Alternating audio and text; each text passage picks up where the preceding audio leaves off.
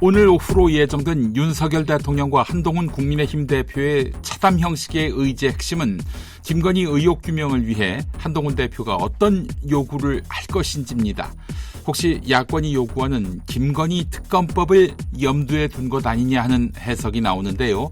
한동훈 대표를 경계하는 친윤 사이에서 나온 말입니다. 대통령실은 가뜩이나 부정적인 여론을 의식해 시간을 두고 낮은 수위의 성의를 순차적으로 표할 것으로 보입니다. 할 듯 안 할 듯 이렇게 말이죠. 그걸로 성에 찰까요?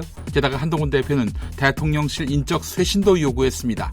이건 김건희 라인 청산을 의미합니다. 대통령실은 제2부속실 설치로 대응할 것 같습니다. 그런데 이걸로 그간의 김건희 비위를 퉁친다? 결국 오늘 기대할 것이 없다는 말입니다. 대통령실은 제2부속실 설치 약속으로 대꾸할 것 같습니다. 그런데 이걸로 그간의 김건희 비위를 퉁친다? 결국 오늘 기대할 게 없다는 이야기입니다. 대통령실은 예정된 만찬이 있다고 해서 면담 시간은 고작 2시간만 할애할 것 같습니다. 천광함 동아일보 논설주간 칼럼이 화제입니다. 이런 내용입니다. 검찰이 김건희를 기소하지 않기로 결정한 것은 다행스러운 일이다. 법정에서 검찰과 변호인이 경쟁적으로 피고인을 변호하는 전무후무한 코미디가 펼쳐질 것이 뻔했기 때문이다. 주가 조작 게임의 가장 중요한 장치와 도구는 계좌와 실탄, 즉 돈이다. 김건희 통장 3개가 통정매매에 동원됐다. 전체 통정매매 98건 가운데 김건희 계좌를 통해 이루어진 거래가 47건이다. 그런데도 무혐의 결정을 내렸다. 해마다 노벨상 시즌이 끝나면 이그 노벨상이 화제에 오른다. 엉뚱한 연구에 주는 상이지요. 지금은 이그 노벨상에 문학작품 분야가 없지만 만약 만들어진다면 김건희 불기소보다 적합한 수상감이 또 있을까? 매주 서울 도심에서 윤석열 대통령 퇴진 집회를 이어가고 있는 촛불 승리 전환행동, 즉 촛불행동의 회원 명단을 경찰이 강제 수사를 통해 확보한 사실이 드러났습니다. 2년 전 고발된 사건을 올해 들어 일선 경찰서에서 서울경찰청으로 넘기고 최근에는 이 단체 전직 회계 담당자까지 소환 조사했습니다. 경찰은 촛불행동의 기부금품법 위반 혐의를 들여다보고 있는데요. 1,000만 원 이상을 모금할 경우 관할 관청에 등록해야 하는데 그 규정을 위반했다는 것입니다. 경찰이 결국 정부 비판 집회를 위축시키려는 의도라는 반발이 커지고 있습니다. 즉 예전처럼 촛불 집회가 커질 것을 미리 방지하기 위해 수사를 진행하고 있는 것 아니겠냐는 의심이 가능합니다.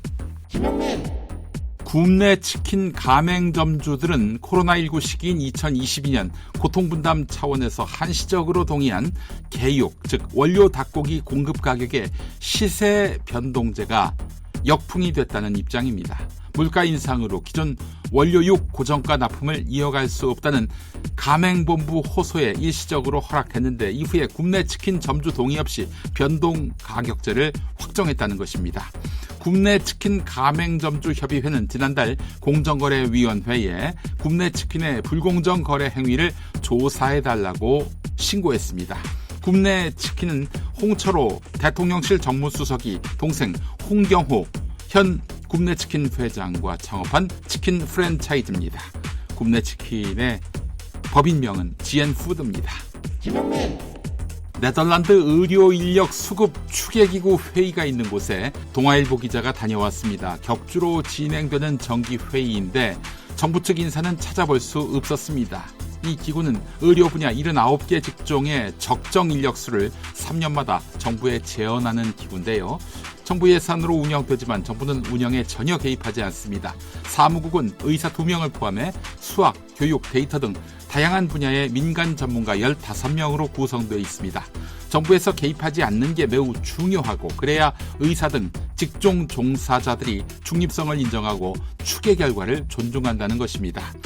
정부 개입으로 한 해 2,000명 증원하려다가 역풍을 맞은 어떤 나라 정부와 많이 비교됩니다. 물가 자극 없이 달성 가능한 최대치를 뜻하는 잠재 성장률이 올해 2%에 그쳤습니다. 2.1%인 미국에 역전당한 것으로 추산됐습니다. 그 큰 나라보다도 못한 것이죠. 경제 기초 체력에 해당하는 잠재 성장률의 하락은 앞으로 실제 성장률이 그만큼 낮아져서 만성적인 저성장에 빠져들 수 있다는 신호입니다. 저출생 고령화 탓도 있지만 더욱 큰 원인은 혁신 능력 저하와 투자 부진, 노동 생산성 악화 등으로 경제 활력이 위축됐기 때문입니다. 조선일보의 해법은 규제를 과감하게 덜어내고 투자 환경을 개선해야 한다. 인데 글쎄요. 북한과 전쟁하자고 날마다 선동이고 부인은 주가 조작을 하고 결국 이 권력을 교체하는 것이 우선된 답이라고 말할 날이 다가올 것 같습니다. 조선일보가 말입니다.